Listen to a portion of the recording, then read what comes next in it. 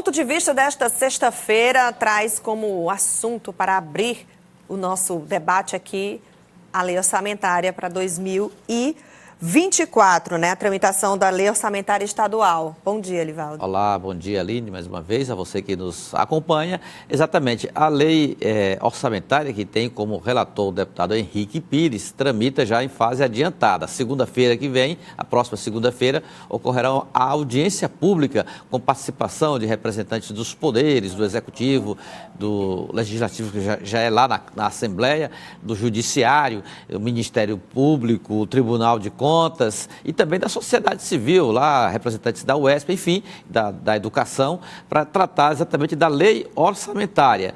Agora, ontem eu conversei com o líder do governo na Assembleia, o deputado Fábio Novo, que falou sobre o tema, inclusive adiantou o que está em planejamento e em articulação com a Assembleia para que seja aprovado, Aline, até o início do mês de dezembro.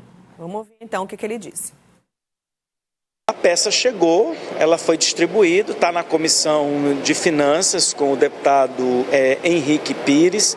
É um orçamento de 19 bilhões de reais, onde tem a previsão só de folha, são quase 9 bilhões de reais, numa perspectiva no próximo ano, mesmo com queda do Fundo de Participação, o governador Rafael Fonteles quer conceder um aumento para os servidores públicos a partir do ano de 2024. É um orçamento que, se você for olhar a peça, você vai observar que quase metade dos nossos servidores públicos que tem hoje, dentro desses 9 bilhões somente para a folha, metade são inativos. Dos 107 mil servidores públicos, 52 mil hoje estão já aposentados. Isso tem um peso muito grande no orçamento. Então você precisa ter uma peça orçamentária com muita responsabilidade de cumprir as obrigações, de manter uma folha em dia, de manter investimentos. No orçamento está previsto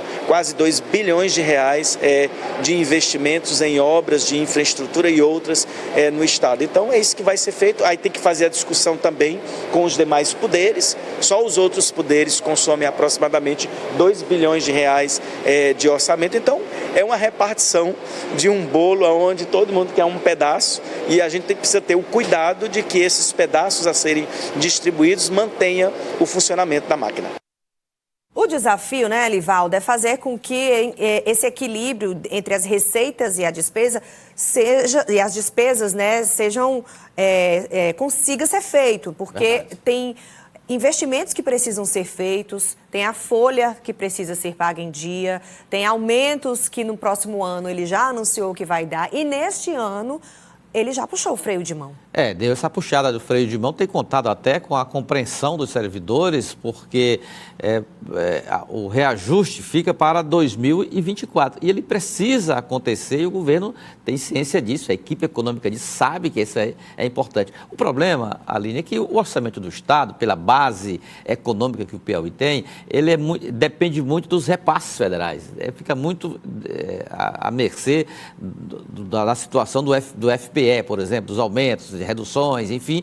Então, depende demais. A base de arrecadação, por mais eficiente que seja, ainda é muito tímida para as necessidades do Estado. Tanto é que o deputado Fábio Novo, líder do governo lá na Assembleia, ele praticamente falou das despesas, eu diria assim, de custeio, folha de pessoal, despesas de custeio, manutenção dos poderes, enfim, investimento mesmo para valer, sobra pouco, a margem é muito reduzida no orçamento geral do Estado. Isso ocorre via operações de crédito, que é essa estratégia que não é de hoje, mas o governo está atento, ampliando inclusive as operações de crédito para permitir que o programa de governo, por exemplo, Aline, ele seja executado por recursos extras que são captados no mercado através das operações de crédito devidamente autorizadas pela Assembleia e buscadas junto às autorizações do Senado, no Tesouro Federal e também a rede bancária disponível tanto no Brasil como fora do país. E o que ninguém vai admitir, nem mesmo o governador, é que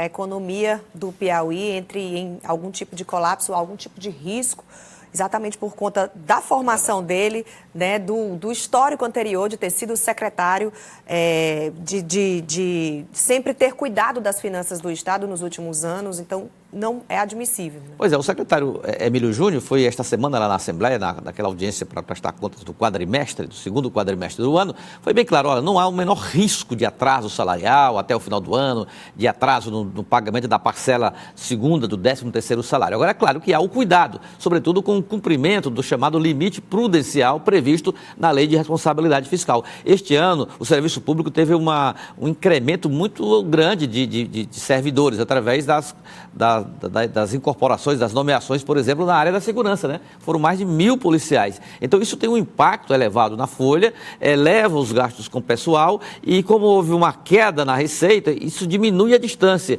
e compromete, por exemplo, às vezes até mesmo o cumprimento do que determina a Lei de Responsabilidade Fiscal, que estabelece a relação da receita com a despesa de pessoal. Então, é nesse limite que a equipe econômica do governo atua, mas é claro que não pode perder de vista as legítimas reivindicações dos servidores nas mais diversas categorias, as mais organizadas, como, por exemplo, a educação, que eu tenho a impressão que no próximo ano vai jogar duro em relação a reajustes para o segmento.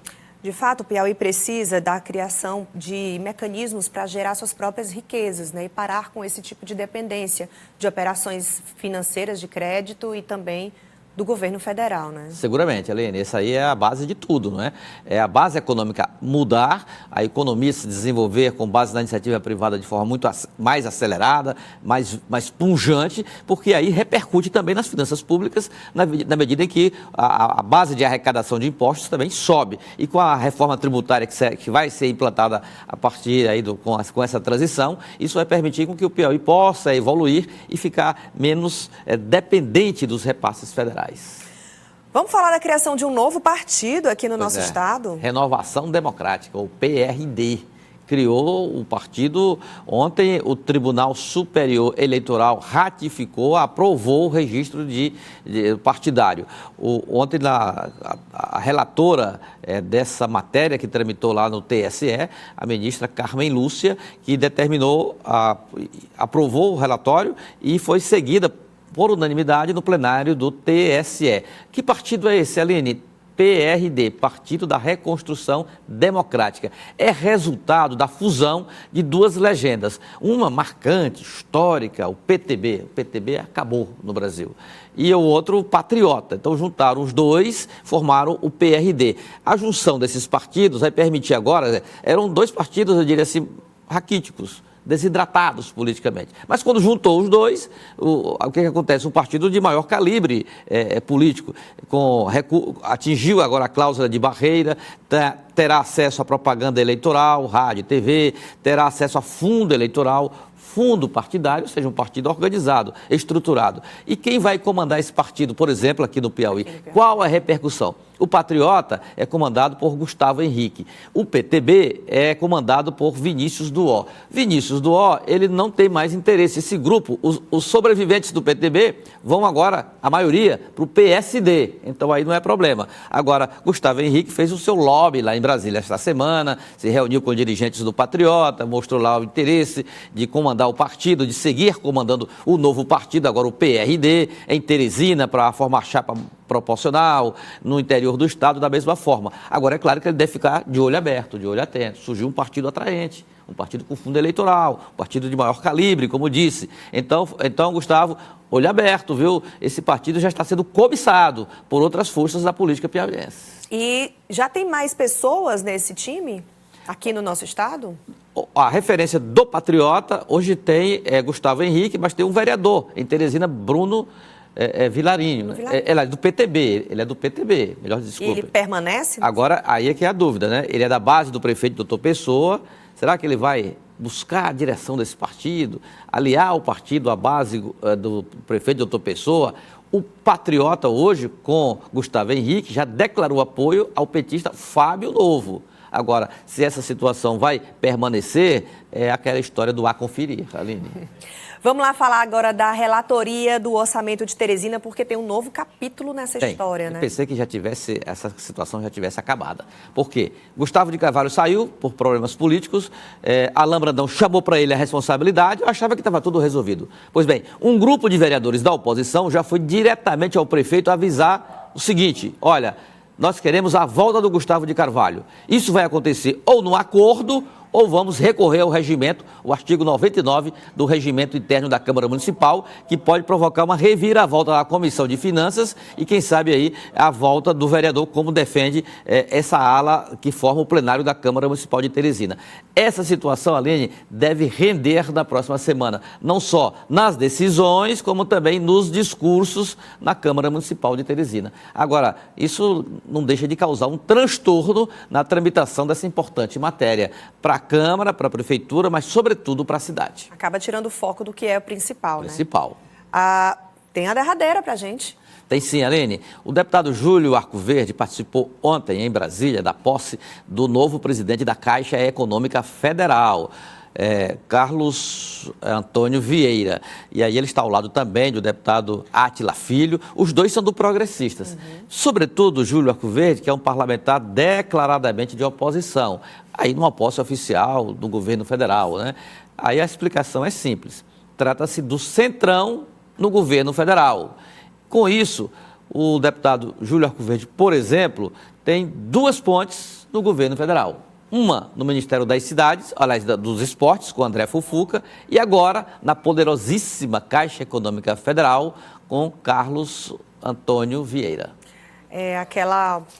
O apetite, né, do centrão. Verdade, exatamente. E, na verdade, hoje o governo está se tornando uma grande coalizão. Para governar, Lula sabe que ele não vai só com seus aliados de primeira hora. É uma grande coalizão que abriga desde os históricos petistas até mesmo lideranças políticas que foram contra ele na campanha eleitoral. Mas é essa a realidade que o governo precisa para seguir adiante do mandato. E cabe ao comandante equacionar aí essas forças, né? Porque existem muitas divergências exatamente por conta dessa mistura de ideologias, de direções, de direcionamentos, para não atrapalhar, de fato, o real sentido do governo federal. Muito obrigada por hoje e pela semana inteira, né? É isso, então. Sextou, até segunda. Até segunda, querido. Até lá.